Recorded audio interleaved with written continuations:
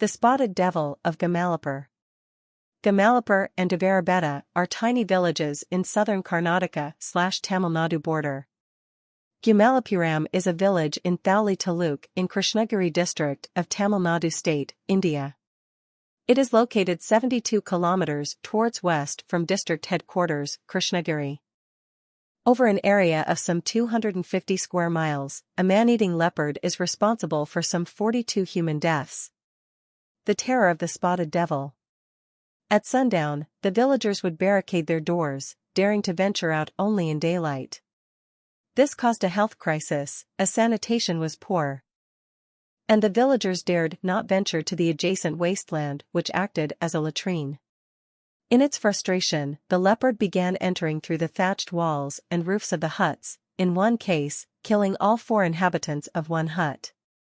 It was eventually killed by Kenneth Anderson, who would later note that the animal had an injury preventing it from hunting its natural prey. Before sundown, the door of each hut in every one of the villages within this area was fastened shut, some being reinforced by piles of boxes or large stones, kept for the purpose. Not until the sun was well up in the heavens the next morning did the timid inhabitants venture to expose themselves.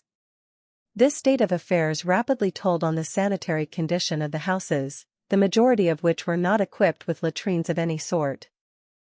The adjacent wasteland being used for the purpose. Finding that its human meals were increasingly difficult to obtain, the panther became correspondingly bolder, and in 2 instances burrowed its way in through the thatched walls of the smaller huts, dragging its screaming victim out the same way, while the whole village lay awake, trembling behind closed doors, listening to the shrieks of the victim as he was carried away. In one case, the panther, frustrated from burrowing its way in through the walls, which had been boarded up with rough planks, resorted to the novel method of entering through the thatched roof. In this instance, it found itself unable to carry its prey back through the hole it had made, so fury had killed all 4 inhabitants of the hut, a man, his wife and 2 children, before clawing its way back to the darkness outside and to safety. First hunt for the leopard. Kenneth Anderson arrived at Gummalapur at the request of the district magistrate in order to rid the area of the leopard. When Anderson arrives to dispatch the animal, villagers are reluctant to assist as they believed the shaitan would hear of it and hasten their death. Anderson received no help from the villagers, who believed that any attempt in assisting him would bring about the wrath of the leopard. At 6 p.m., Anderson set himself upon a chair in front of a 12-foot-high wall covered in thorns as a precaution should the leopard attempt to ambush him from behind. Throughout the night, Anderson unsuccessfully attempted to attract the leopard by coughing and talking to himself loudly. The night proved fruitless, and by noon, the villagers became much more cooperative, thinking that Anderson's loud remarks at night were conversations with spirits. Second hunt for the leopard. The next night, Anderson instructed the villagers to lend him a hut, where a lifelike dummy would be placed within, with the front door left ajar in order to lure the leopard. Anderson himself hid within the hut behind a pile of boxes near the dummy. The night passed with no results. The next night, Anderson was awoken from an unintentional sleep by the growls of the leopard, which upon realizing the deception, bolted away into the jungle. He had a few hours' sleep and at noon fell to questioning the villagers again. Having found him still alive that morning, villagers were considerably more communicative and gave him a few more particulars about the beast. Apparently, the leopard wandered about its domain a great deal, killing erratically and at places widely distant from one another, never in succession at the same village. As no human had been killed at Gummalapur within the past 3 weeks, it seemed that there was much to be said in favor of staying. Another factor against wandering about was that this beast was rarely visible in the daytime. It was reported that the animal had been wounded in its right forefoot since it had the habit of placing the pad sidewards. Kenneth Anderson had conceived a fresh plan for that night. This was to leave a door of one of the huts open, and to place a lifelike dummy of a human being. Meanwhile, he would remain in a corner of the same hut. As per plan, Anderson waited for the panther. Now the murmuring voices from the neighboring huts had ceased. Tired Anderson evidently fell asleep, tired out by his vigil of the 2 previous nights. He awoke abruptly with a start and a feeling that all is not well. The rain had ceased and the sky had cleared a little, for the oblong patch of the open doorway was more visible now, with the crouched figure of the dummy seated at its base. Then, as he watched, a strange thing happened. The dummy seemed to move, and as he looked more intently it suddenly disappeared with a snarling growl.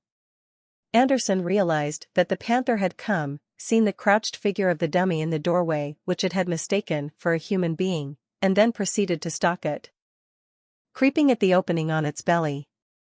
The growl which he heard was at the panther's realization that the thing it had attacked was not human. Switching on torch, he ran to the open doorway to dash outside. Third hunt for the leopard. Realizing that the leopard would not strike at Gummalapur again for a long while, Anderson journeyed to the village of Leopard, where the leopard had struck a month before.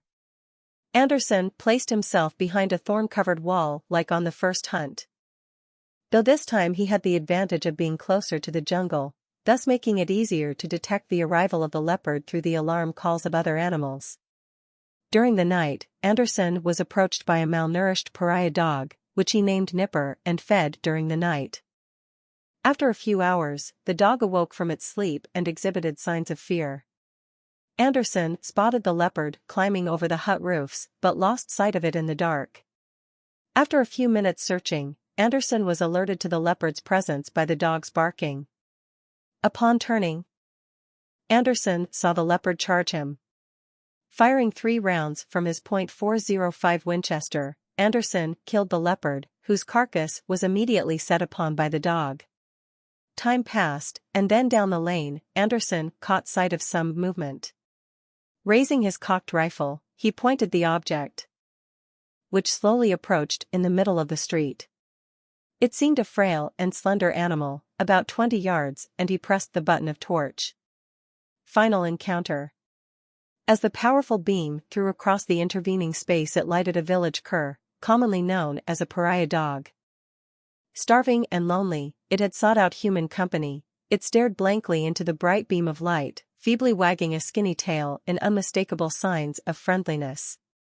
Nipper approached, still wagging its tail. Anderson fed it with some biscuits and a sandwich. And in the dull light of the starlit sky, its eyes looked back at him in dumb gratitude for the little food I had given it, perhaps the first to enter its stomach for the past 2 days. Then it curled up at his feet and fell asleep. After midnight vigil, Anderson saw an elongated body spring swiftly and noiselessly onto the roof of a hut some 20 yards away. As it happened, all the huts adjoined each other at this spot, and he guessed the panther had decided to walk along the roofs of these adjoining huts and spring upon him from the rear.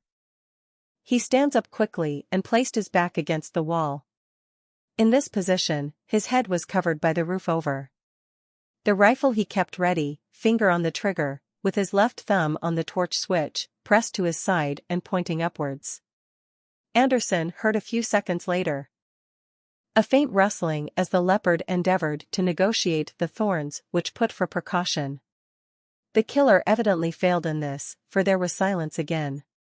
15 minutes passed in terrible anxiety, with Anderson glancing in all directions in the attempt to locate the leopard before he sprang. And then Nipper, that had been restless and whining at Anderson's feet, ran to the middle of the street, faced the corner of the hut against which Anderson was sheltering and began to bark lustily.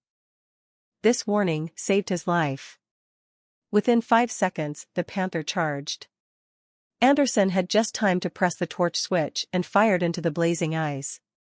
The .405 bullet struck squarely, and Anderson jumped to one side, and as the panther crashed against the wall of the hut, Anderson emptied 2 more rounds into the evil, spotted body. The panther collapsed and died. And then Nipper, the friend cur, staunch in faithfulness to his newfound master, rushed in and fixed his feeble teeth in the throat of the dead monster. Anderson describes this panther as malignant craftiness. He had never heard the like before. Reason of becoming a man-eater.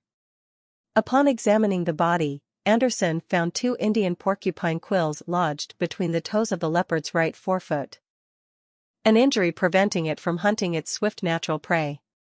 It was also revealed that before becoming a man-eater, the injured leopard frequently fed upon the corpses of cholera victims left in the forest, thus habituating it to human flesh.